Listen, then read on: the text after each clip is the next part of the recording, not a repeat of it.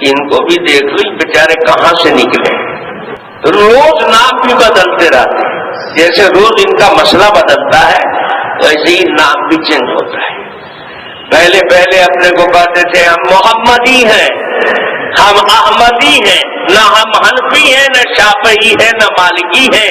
سارے اماموں کے امام محمد, وہ ہمارے امام ہیں, لہذا ہم محمدی ہیں. واہ بیٹا بڑا اچھا نام رکھا. اللہ کی شان کی ہی غیر مقلد میں سے احمدی ایک الگ فرقہ ہو گیا جو قادیانی ہے. قادیانی مرزا غلام محمد قادیانی حنفی تھوڑا ہی تھا, غیر مقلد تھا. شادی بھی غیر مقلد کے یہاں کیا, نکاح بھی غیر مقلد مولوی سے پڑھایا, رفع یدین بھی کرتا تھا, تراویح 8 رکعت پڑھتا تھا. جتنے گمراہ گزرے ہیں وہ سب اسی دہلیز سے پار ہوئے ہیں. پہلا اسٹیج گمراہی کا غیر مقلدیہ. امام کو کچھ نہیں سمجھتے, صحابی کو کچھ نہیں سمجھتے. تو نبی ہی ایک بچے ہوئے تھے, اس نے کہا کہ ہم بھی نبی تم بھی نبی.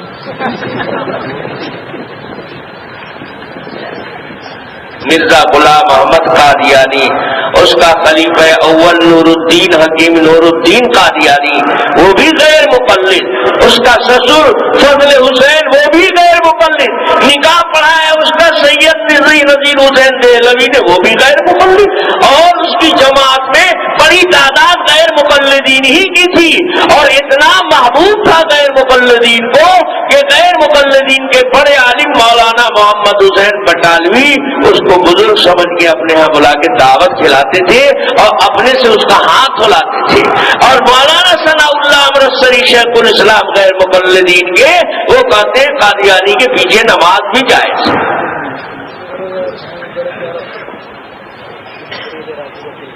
سمجھ میں آتا نہیں آتا ہے؟ آپ بھی 8 رکعت پڑھا کرو. جتنی گمراہیاں ہیں چن چن کر کے انہوں نے جمع کر لیا ہے, اور اسی کا نام رکھا ہے اہل حدیث. ان میں کوئی اللہ والا نہیں ہوتا. جتنے اولیاء بزرگان دین گزرے ہیں اس میں ایک بھی کوئی غیر مقلد نہیں ہے. شیخ عبد القادر جیلانی غیر مقلد نہیں تھے, خواجہ معین الدین چشتی اجمیری غیر مقلد نہیں تھے, مجدد الفسانی غیر مقلد نہیں تھے. غیر مقلد ولی ہوگا کیسے؟ ولی بننے کے لیے عبادت مجاہدہ زیادہ کرنا پڑے گا, راتوں بھر نفل پڑھنا پڑے گا, روزہ کثرت سے رکھنا پڑے گا. یہ تو سب بدعت ہے. یاد رکھو, سنت عمل سے جوڑتی ہے اور حدیث بکواس سے جوڑتی ہے.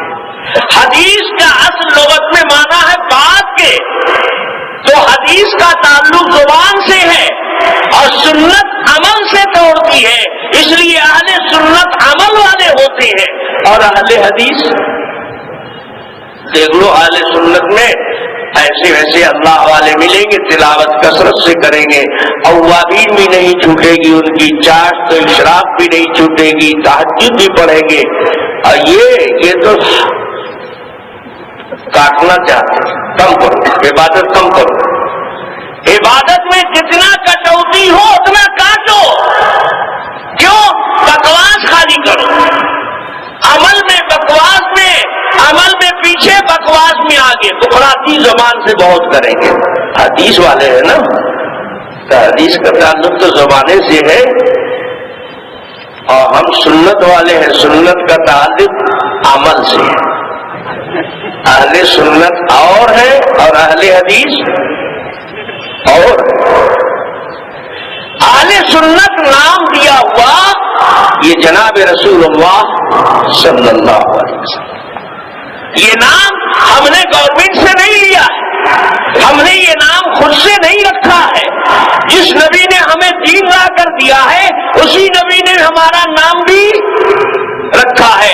سروری کائنات جناب محمد الرسول اللہ صلی اللہ علیہ وسلم فرماتے ہیں, بنی اسرائیل 72 فرقے میں بٹ گئے تھے, میری امت 73 فرقے میں بٹے گی. کلہم فی النار الا واحدہ, 73 ہی جہنمی نہیں ہوگا اور باقی سب 72 جہنمی ہوں گے۔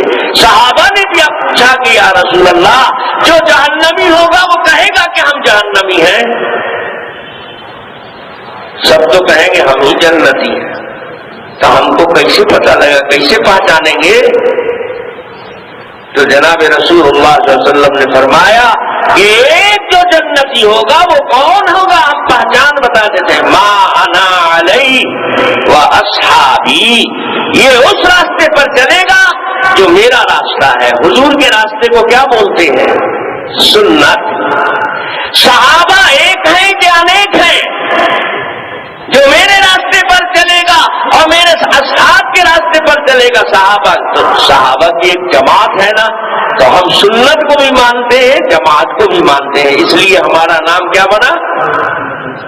ہمارا نام اہل سنت والجماعت، یہ نبی کا رکھا ہوا نام ہے۔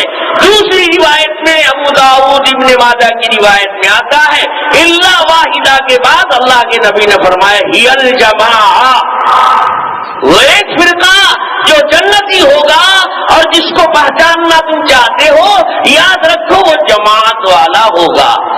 اتفاق سے جو پڑھ کے غیر مقلد ہے وہ کہتے ہیں، ایک روایت میں یہ بھی آیا ہے یہ اہل السنت والجماعہ، یہ اہل سنت والجماعت والا فرقہ ہوگا جو جنتی ہوگا۔